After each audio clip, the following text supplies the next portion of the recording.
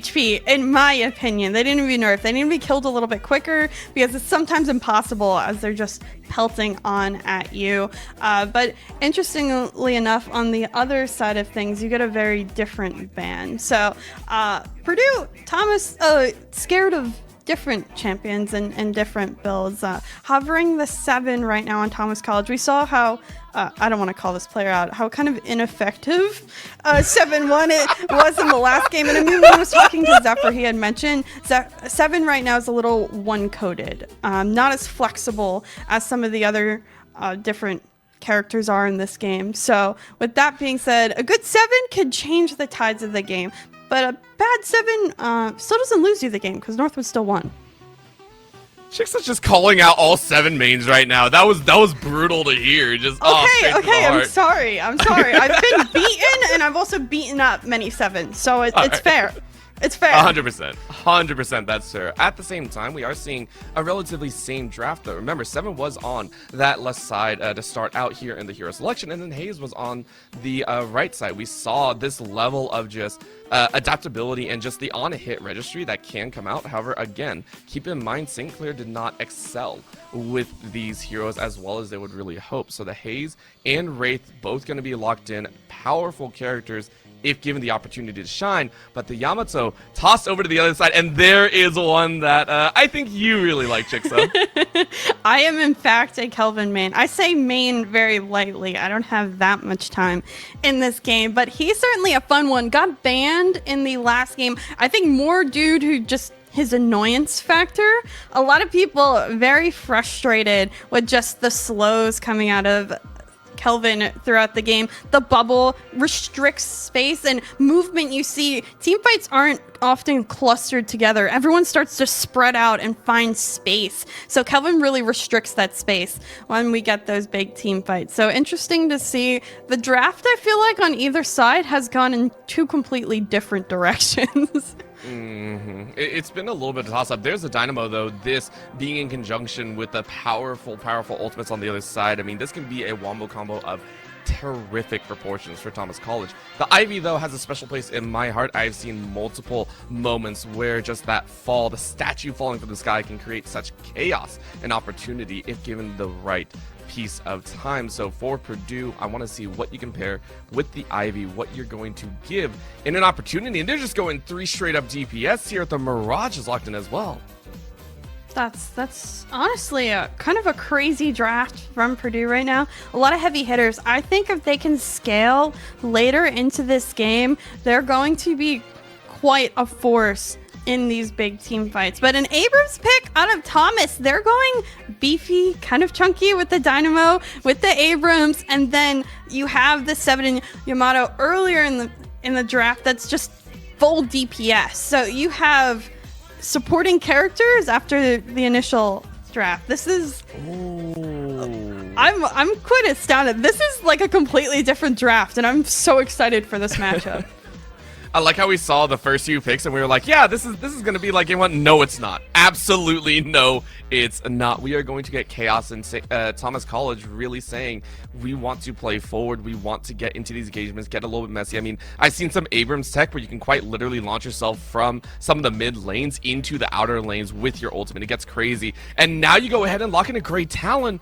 Purdue are going all heavy hitters with a Bebop and Ivy to try and kind of glue the entire composition together, but the Grey Talon to provide long-range capabilities as well. Oh my lord, the stark difference between the two. Yeah, Purdue really doesn't have a tank. I guess you can consider maybe Bebop building a little bit tanky if he decides to not go heavy spirit damage with his beam and with the bomb. On the block, we can already see the allocations as well. 7 in the side lanes against a Bebop, and then Yamato going up against a Haze. Ooh, okay. Let's see. I'm more curious, did we get any lane swaps? It looks like Kelvin and Abrams started together. Ivy did start with the Mirage. So we haven't gotten any crazy lane swaps by the looks of it. Everyone decided to play out as is, which is interesting because I'm surprised. I think oftentimes the lanes with such as Grey Talon are really hard early on due to the amount of poke that they can do from long range. So surprised that, you know, the side of Thomas isn't struggling too much. Across the board, souls look pretty even, slightly favored for Purdue. Go ahead and just lean it up. And I mean, even game one kind of showed us this early stance doesn't matter too much. A lot of the time, the early souls only gives us an indication of the power farming. It's really once we hit mid-game that we have to be worried. But I do like the fact that you pointed out, we do want to see Purdue get off to a very early start with these souls. We need to see them ramp up because their damage scaling is all very, very one-dimensional as well. In terms of spirit damage, they don't really have characters or any heroes that actually want to put out a lot of that spirit damage. If they do, it's going to be almost secondary. So we want to see them take over, start to take those guardians down, start opening up those slots. Yeah, and I'm going to go back to the point you made about the early spirit lead. We saw St. Clair in the last game get 3 early urns, was easily up by 11k souls, I think, at one point. And then you saw Northwood took Storm just due to farming and getting better picks, getting better group fights, that they were able later on to flip that soul lead. So soul lead, especially now with the new urn changes, especially if you're down by that 8% margin, getting that easier urn could easily put you back in even footing. Listen, I've tried one too many times to run that urn. I've just given up. I'm still impressed the team's getting away with it. Like, every time I get it, someone's like, I'm gonna kill you. And granted, I'm like a little lowly 7. I have no mobility to speak of. And I'm just like running along, and I'm very bright. You know, 7 is a very bright character. When you see it on the Zap, I'm just like, alright, I probably deserve that. I 100% deserve that. That's gonna be a nice little fixation. Slammed out from no one, and we get some damage from behind, but so far, no real kills either. Everyone just kind of testing the waters to figure out what they can take away. Yeah, and I'm going to talk about urn strategies since we didn't see anything too crazy last game with Kelvin, of course. Oh, what a pinch. Oh, do you want to take over this fight? Oh, that man. was crazy damage. I like it, but the damage didn't really stick. That's one of the big parts we mentioned before. The Abrams and the Kelvin, they can output a lot of CC, but the damage coming through is not sustained just yet. So for right now, they are rebuffed, and they're going to go ahead, buy up from behind. Yeah, I was going to go into urn strategies because Kelvin with the ice path can easily send your urn over. And then Ivy's carry as well, carrying a teammate across the map, dropping that urn that much quicker. We saw pretty basic, you know, urn movement earlier in the last game. But yeah, we missed what happened. But a pick on Bebop, we saw earlier that 7 was poking down Bebop pretty aggressively in lane. And now it seems they finally managed to grab that kill. And 7, I don't know, he's scaling this game. I mean, listen, you mentioned it before. Either a 7 wins or a 7 doesn't. It's one or the other. As now we get to see Jester take one away as no one has fallen as well. So a 1-for-1 back and forth. Remember, these laning matchups are vastly different. Haze is on the far right and 7 on the far left. These are we are going to have to watch for a little bit later on as we do see a little bit of chase. As that's going to be a kill, very nicely done. That's going to be a monster taking one away from the Ice King. Kelvin, decently weak early on that damage output, and unfortunately left by his lonesome. I believe the Abrams might have gotten picked there as well early on, so really tough situation. But here comes the chase in the corner. Bebop actually goes through the first Guardian, and they're still trying to get a chase, and they do find this 7. So in return, the trade does happen.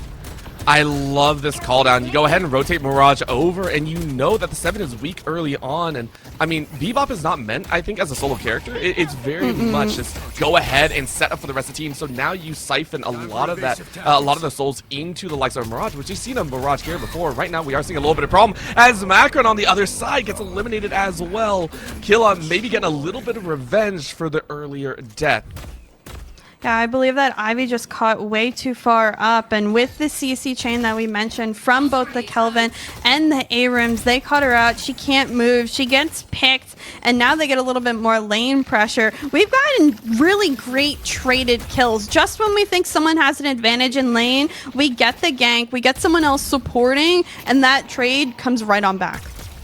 And we haven't even mentioned the fact that all the way on the far end, on the left side, the yellow lane has actually opened up. Because of that gank from Mirage, Macron was able to open it up, took down the first Guardian, so we're already seeing that Soul increase 3k starting to bound up. And remember, Haze on the other side, Jester, was able to take control with an early kill, so has a slight advantage, I would say, over the Yamato, just for the time being. Now we get to see the battle of the inner lanes come out. I'm really impressed too. Just looking at the map, Thomas College seems to be doing better with their overall jungle. Not too much. Are they going to be able to get a pick off of that? Oh, but a double up there. I think they will. There comes Singularity saying, hello! That's the damage that you like. Bird tweets away. Give them the kills they deserve. What a great exchange. I actually thought originally the Paradox was going to get picked out, but coming just in the nick of time, the Singularity pops. They manage to get the double kill instead. They swing that advantage. It's back and forth the entire beginning of this game. It is so impressive to watch these two teams battle out and be so even at now our 8-minute mark. But the scary thing is we got our first taste of what Thomas can do in the mid to late game. Remember, we mentioned the fact that Thomas had kind of this wombo combo potential, and they already are turning it online. So Purdue have to be a little bit scared of this factor. If you're already getting caught by these, it also means that you may or may not be respecting this output come a little bit later on. So Purdue need to be aware of these combinations that can flood into their outputs every, minute or so. If they're not careful, Purdue can be looking at a very difficult mid-game transition if things don't really work out in their favor, as we're watching this Wraith try and fire away here in this blue side lane, just saying, hey, let's go ahead and keep ourselves in a comfortable spot farming up. I'm honestly surprised at the struggle of the Wraith and the Grey Talon early into both Paradox as well as Dynamo. They have better poke in lane, and it just seems like they haven't been able to use that poke to their advantage. Wraith getting out of here. That Yamato coming in initially for the gank. We'll see if they can fight any longer, and it looks like they will continue that fight on. But now they're getting pinched in. That's going to be the problem. Grey Talon is already down, and yes, you get a kill back, but are you going to be able to get away? You are behind your Guardian. So thankfully, no other damage to come through, but Thomas really laying on the pressure, being able to invade into space. We mentioned before, the Guardians don't really give too much and get into these side lanes and get into the angles, and I mean, that's where you get chased down. We saw the 7 lose out earlier. Right now in the melee combat, though, Yamato trying to slaughter a little bit of an Ivy as Ivy's running for their life. Are they going to get away? The beam hurts so much. HP is still pretty good. Now it's stunned underneath as no one actually gets traded out, and the team comes to arrive and help out. Yamato is slain instead, and now the chase right back Purdue, chasing off for another kill if they can. How far are they going to go for this right now? In this right inner lane, they're saying, give us all we can. A chase behind as the Paradox realizes they're stuck in a Paradox of their own. They are slaughtered almost where they stand, 300 HP to their name. Yeah, Haze, as sneaky as she is, Invisible came through, got the sleep right in front of the Guardian there, and was able to continue on pressure. I am not sure if that ult was as planned as needed. I think maybe missed the knife initially, and because of it, we see our first flex slot unlocked, though, for Purdue with that pressure in lane. Listen, that's what we call the non-respect or the disrespect ult. Listen, I don't need the ult to kill you. I don't need the ult to do anything of the sort. Right now, Abrams is saying, I don't need an ult to try and kill on the top ropes as well. With the map open up, as you mentioned, the flex slots starting to open up. Thomas are standing on the back foot ever so slightly, saying, okay, we need to start bullying these players out of lane as much as possible and start taking some of these Guardians for our own. This is the Yamato trying to slow things down here in the right inner lane with 3 against 1. And remember, poke is good, but if you can just push forward, Thomas have the opportunity. Yeah, you're right on the fact that soul lead. It's opened up to 8k on the side of Purdue. They've just been able to manage to get more picks. They have that early damage output. This fight here is Kelvin gonna get caught out. Goes up on the rope. Can he use his ice path to get away? Bebop's ultimate as well. It ends up missing. Cardi can't find the pick on that Kelvin, who I think just snuck away. No. Oh, no. It wasn't stuck away. You look to the high ground and there's the ice. Oh, Why Cardi did with he go the back that way. No. Chicks is like, please don't do my main like this. Please don't do my main like this. I just don't know why he came back. I understand using that high ground, but I would have snuck. I think he expected a chase a little bit more, but instead there was no chase, and he came right back to the source of the pain. So now Thomas, they have to go even farther back. Maybe pick on Bebop. That stun lasted so long. Oh, and another one parries. behind. Yeah, Remedy is just not having a good day right now, but finally gets a kill with a little bit of help with the chase down. Very nicely done to open up that far left side of the field. This map is starting to get a little bit chaotic where both Thomas and Purdue are trying to make plays. Hey, I mean, a well-timed parry saves you from Abrams. That's what he's like all about, right? Just punching things. You know, whatever. It's fine. You say that into a Bebop who literally that's all they want to do as well. It's like, oh, dang. Flick goes ahead and gets knocked down. Right now, challenging out. Guardians are falling left and right now. 2 down on the side of Purdue, but 3 down on Thomas's side. And so the map hasn't opened up as much as we would like, as the urn has actually been untouched for the last few minutes. You took the words right out of my mouth. We have yet to see an urn this game Oh! No! What type of bait You is would that? do that! You would absolutely do that! Oh. I understand there is a restart. I understand there is a restart, but that could not have been either more fortunately or unfortunately timed. That is... just a stone fall straight on with the airdrop. Anyways, what do you think about this Halloween update? Did you Yeah, like the pumpkin junglers? I'm gonna call them junglers for the little jungle minions. Oh my God. Over the sake of it, and the masks on everybody. I love the masks personally. They're real silly. Granted, some of them like don't sit properly as we just saw, but that clown one. Abrams is like, Abrams reminds me Chef's kiss. of it's so good, but it's just.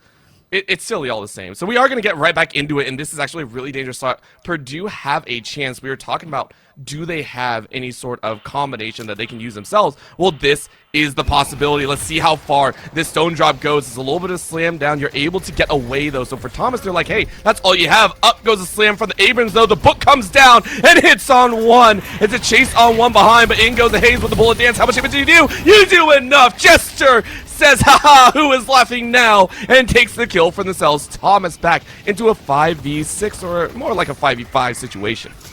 Yeah, I'm so frustrated with Thomas here. They don't follow up on that Abrams ultimate. He was all by his lonesome with 4. Why does he make that decision if he isn't going to follow up? And now we see a follow-up maybe come a little bit too late. The 7 gets picked after the ult, and... Oh my gosh. Do we get more? We don't need to. Jester's on a 7-kill streak and is like, I want to preserve my kill streak. That's all I want to do. Jester is doing a phenomenal job in adjusting and finding these flank angles, and it's actually why I think Thomas is just a little bit lackluster in how hard they want to charge. Take a look at them. They are falling back so far, and also it's because the far left side is also being contained. Purdue were able to shove out that lane, and so these melting pots are actually going to spill very quickly with a lot more souls in favor. Thomas now realizing that the Guardian is being taken down here. This is the last outer that they need, so Purdue is going to try and push as hard as possible. Beam comes out, laser to say hello, and it's an aerial turret lining all the way up, chase them all the way through. I love it so much as Thomas are beamed down from the skies. Who called that in? Someone got a COD streak going. I hope that was clipped because, man, that was a spectacle to watch. Bebop with the laser beam out, riding on the Ivy. I mean, why not get your personal laser? I mean, Ivy will just hook you right up because that's all that happened. And it absolutely wrecked the side of Thomas. I don't think I've ever seen that perfectly executed in a game, but I mentioned chemistry and teamwork's huge thing when it comes to these group fights, and Purdue showing that they know how to work together. It's an amazing job, and it really lends into the fact that for their composition, they need this type of synergy between them. We mentioned the damage scaling for them. Their damage profile is amazing. All of them have great damage. You can see it there. 10 kills on Jester, unable to die so far. But Thomas, if they get a single chance, they will try and punch back. Yes, they're low, but their ultimates can do a lot. So Purdue have to keep this pressure up. They have to keep this damage riding, as this is going to be a little bit of a Haze. Haze wondering what goes on, but Curse and Miracle now stuck into a corner. Curse to their own demise and given the opportunity, and there it is. Curse and Miracle not able to take down the Jester in fine robes. Once again, Thomas loses another member here in the collision of death. Now wandering around Bebop, wondering exactly where they can go. They're trying to get into the mix as this fight is lasting for quite some time. Thomas, I don't think they want to join any further. Paradox is actually taken, not too far down. It's actually a chance as Bird says, hey, yo, what can I do? But I don't want to chase any further as Purdue need to save one of their members. Mirage is a little bit taken low. There's going to be a jump up as a sign. If I can do nothing, Monster snipes one out of the air. Remedy sent right back to spawn. Yeah, Thomas keep getting picked again and again, each and after every match. Purdue moving as a group. You've seen the little cluster of all 6 of them constantly moving as a force together, and they're just catching people out who keep thinking, oh, there's only one. Oh, there's only 2. I can capture someone, and then they quickly get outnumbered. Similar situation here. Purdue moves as a group, captures that Yamato, and that's another pick. Purdue extending their lead further and further in this game. They're getting more of those monuments. Kelvin can do all he wants all the way on the side lane by himself, but Purdue, they're pushing with a larger force, and they're going to get those bigger objectives right now. I mean, they're so happy. This would almost be their second walker of the game so far, and Purdue are really showing us a masterclass on how to push the advantage, even if the advantage is a single player down. We are only at 17 minutes, by the way, and yes, that soul lead, not too great, but it is going to go back and buy. I want to take a look at the inventories as well. Purdue, I don't think have had a time to really go back and buy up. They are going to be sitting on so much here. They're going to go ahead, fill their inventories with as much as they can, get ready for the next push, as there's so much to be taken on the map. Yeah, I think as well, Thomas getting a walker there from Kelvin's support, solo pushing that way. But I don't know if they even have a single flex slot yet. Ooh. No one's running. No, I can't believe no one lived that, by the way. Very nice block on the end. Had to use their own to get away. It is on cooldown, of course, so no one's just like, okay, I'm good. I'm out of here. I don't want to deal with this Jester, though. Just like, that's 1 kill lost. I have 11 already stored away. I think what's impressing me as well, Jester with a incredible lead when it comes to the souls and everyone else. Is Bebop gonna just stall that Paradox? Is that Bebop enough? Abrams coming through, and Bebop will stun and just run away. I think that's the right call. Right now for Thomas, I think the right idea is, okay, we can't be taking a lot of these fights. As much as we would like to fight, even if we would like to chase, even if it's a 2v1, you can't be sure who's around the corner. Unless you see everyone on the map, if you push any further, you have to realize you're not going to win up against some of these DPS members. So, you save your teammates, you go for these certain kills, and you keep farming, you keep looking for some of these lane scores, the souls reaping in, because right now, in between the lanes, it's Purdue all day long. They're getting every single reach out there, every single camp, it feels like, on the map.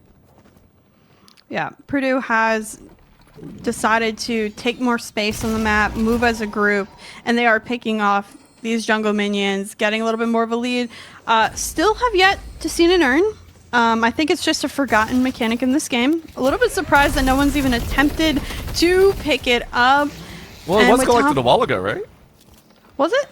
Yeah, it's not on the map anymore, so I think we're waiting for it to respawn. Okay. I think so. I literally think through our fights, if someone sneakily dropped it in, I didn't see it. Oh, Purdue, though, said no earn needed. We're going to put you in one. Let's go ahead and take 2. Down goes Abrams and Yamato, and that's going to open up this mid-boss for the taking if you so wish. I don't know. It's a little bit of an early mid-boss. I don't think Purdue's going to take that chance yet.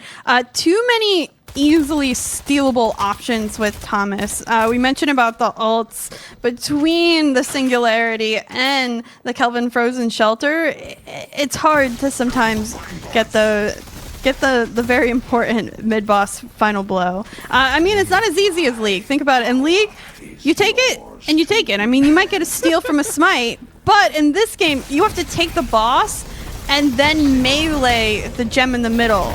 And that timing has been stolen way too often. I mean, the timing for a fight as well has been stolen away. Yes, Thomas were able to take down the Guardian, but the Singularity drawing them all in. That is going to be a kill number 1. Purdue lose their Mirage, and Thomas has to expel 3 ultimates and then some, but they still lose one on the back end. Down goes the 7, and no more is available. Abrams lifted up into the sky, has to get back to the rest of the team. You are going to be safe for the time being, but lost about 25% of your HP. How much more are you going to get? You're not tethered up right now. Purdue wanting to go on the chase. They say, hey, you lost one more. Paradox is gone. All of a sudden, things are looking dicey as Thomas are on the run. They go ahead and sprint back. Purdue say, cool, we are on a 15 kill streak on Jester. We will take our due rewards. In goes a little bit more as Yamato says, oh no, I can't compete. The sword is not stronger than the bullet sometimes. No one are running for safety. The Mirage up the initial first blood in that team fight. And with that, Thomas down 3.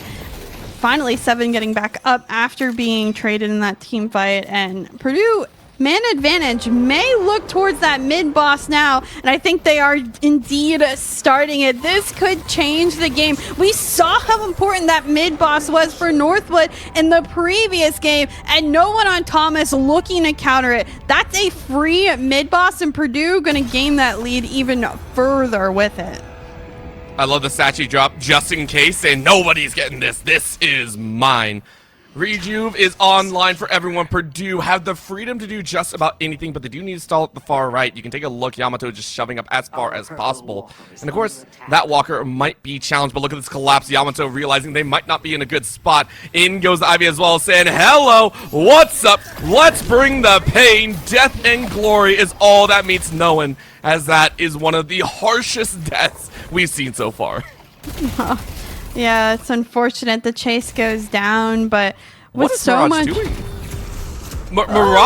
Monster decided to walk into 4, and I know you're strong, but you're not that strong.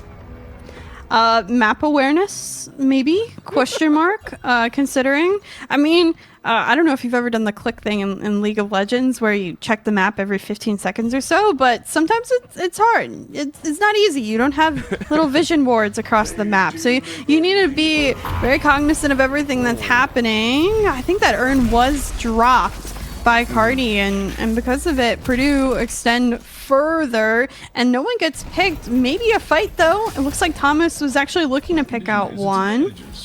Can they chase out somebody here?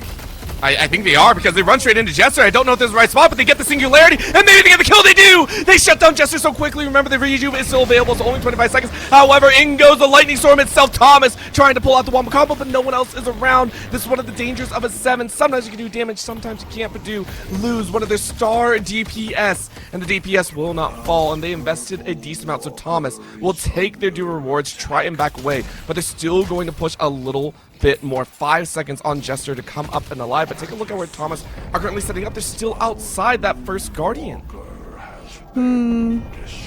Yeah, I think with the trades now and Jester initially getting picked, keep in mind when Jester died, he was about a quarter of the team's souls and just one person.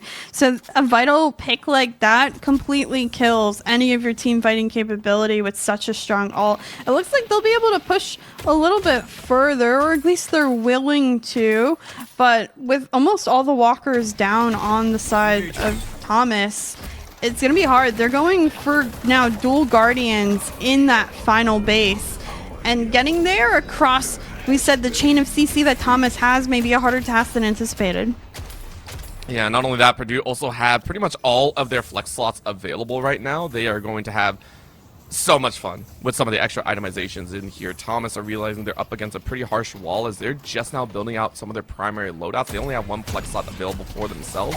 And I really want to talk about this wave management. I want to keep eyes on this throughout the rest of this mid-game, because Purdue still have 4 rejuves up and available. If they so decide, they can go a little bit ham. They can get a little bit messy. Oop, did it just disappear? I lied. It just disappeared. Listen, I was watching the time and I was like, nope, I lied. But it's still the wave management, which is going to be that name of the game later on if Purdue wants to crack open the rest of the space.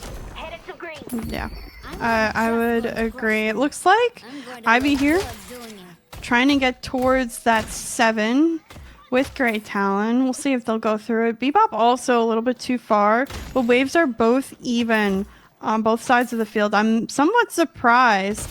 A little bit of a group up for Thomas in this lane, and they'll get a couple damage on Bebop, but won't extend any further. I mean, we're taking a look at Purdue, and Purdue are kind of looking around the fact that they do want to go for this urn once again, just to get a couple more souls in the bucket. But there's a massive stack up there. We were taking a look at 5 currently bottlenecked in the inner right side lane.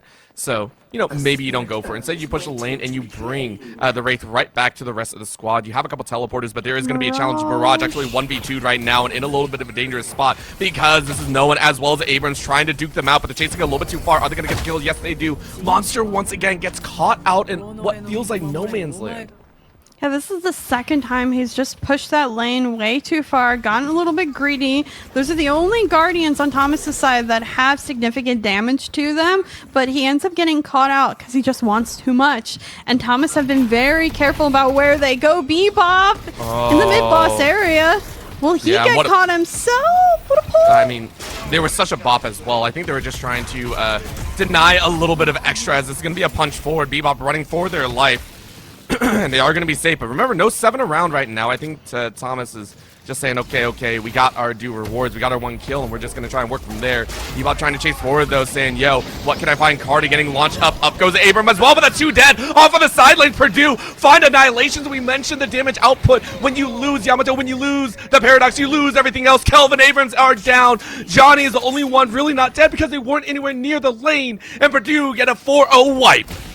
Ooh, Cardi starts off with such a good hook on that Kelvin. Initially grabbed the Yamato and was able to half that health, but then follow up on the Kelvin. The team tries to come in, save him, but it's way too late. As we've mentioned, the damage output, especially with Purdue, with that heavy soul lead, is just too much. They'll grab the 2 shrines here. I think they'll be able to get both, unlock their last flex slot, and dare I say, maybe even get to the Weekend Maiden. If they manage to put out a little more damage, will they overgreed? I think they will. This patron's going down rather quickly. Yeah, they get about half, which of course it won't be enough. But as you mentioned, open up those flex slots, open up a little bit extra territory, which these fights are so good for Thomas. You have to recognize you really need all 6 available. I know that sucks to say because you want to take care of the side lanes. You want to take care of all the lanes. But at this point, you need everyone. You need Johnny, who is sitting on 27,000 souls. That is way more of your damage than you would like to state. Thomas needs to recognize that they have, I feel quite literally, 1 more shot at a fight before they fall. Yeah, they have to perfectly CC chain all of those massive ults that we've mentioned for them all game long. The singularity better hit a couple. Is Mirage gonna get picked again? It looks like there is too. I say again, and I don't mean to be rude, but this is now potentially the 3rd time in a row if Mirage can't get away, and he cannot. You know, fool me once, shame on you. Fool me twice, shame on me. Fool me a 3rd time. I don't know what else to say. Yeah. Speed and Jester in the middle of it all will grab that Paradox kill. Oh my gosh. Yeah, Jester's pissed that they lost out on too much. Right now, Remedy's trying to shut that down at 3 right now. And a nice chase. Remember, the CC can do work. Jester, the only problem is going to be CC. However, you are running for your life. You got a little bit of a safety nets. But of course, Cardi might be on the chopping block as well. In goes the dome of damage. Miracle says you're locked in here with us. And that's going to be the problem around. Purdue lose their Bebop. Yeah, I'm wondering, did Abrams actually punch Jester out of that singularity? I believe or was so. it just... I wasn't going to mention. Was it? I wanted to make sure I saw that right, because that was just such unfortunate timing. I don't know if this is the space right now for Jester to be in. He does get the damage off and will get it off twice so with the help of Ivy, and they absolutely demolish the 2 of them that are stuck in that little corridor. I mean, that's a perfect spot, I think, for a Jester and a Macron to sit in. It's a Haze and an Ivy, and you're up against 2 tanks. I mean, Killa didn't have ult. Birdbird didn't have ult either. So, I mean, like, you're sitting there going, what damage does an Abram and a Dynamo actually have in that moment? You don't have Johnny. You don't have the Paradox or the Yamato. You can take this fight. Jester and Macron saying, we got this on lock. Right now, mid-boss is available. Urn is available as well. We're going to see a little bit of difference, but right now we are watching a little bit of a smoke bomb here. This is Jester saying, can we find something? Can we get a little bit messy? Of course, smoke bomb is out. No real worries about that one, but you're able to traverse all the way towards the middle of this battlefield. Jester using that chop, still extending that soul lead even further. Johnny trading damage with that. Oh, you don't like this. Johnny does not like this. I let this off at a bad time. I'm so sorry, Chicksa, but that is a crushing blow. Jester says, hello, what's up? And now you get a secondary. This is no one going, I need to hang on, but I don't think you can. A little bit of a snap on the damage. Look at the HP fall. That's the great Talon trying to chase that sword. And look at the laser beam of damage.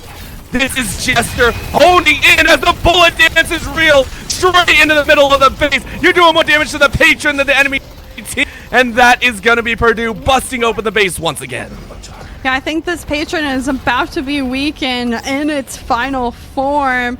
It seems like Purdue is just so overwhelming. But Kelvin, though, will get the orb. But I don't think any teammates with him. Great Talon on the outside will be picked as a trade. But to follow, who else is left? It's a 5v3 and very much in favor of Jester, who just continues to output DPS. He cannot be stopped.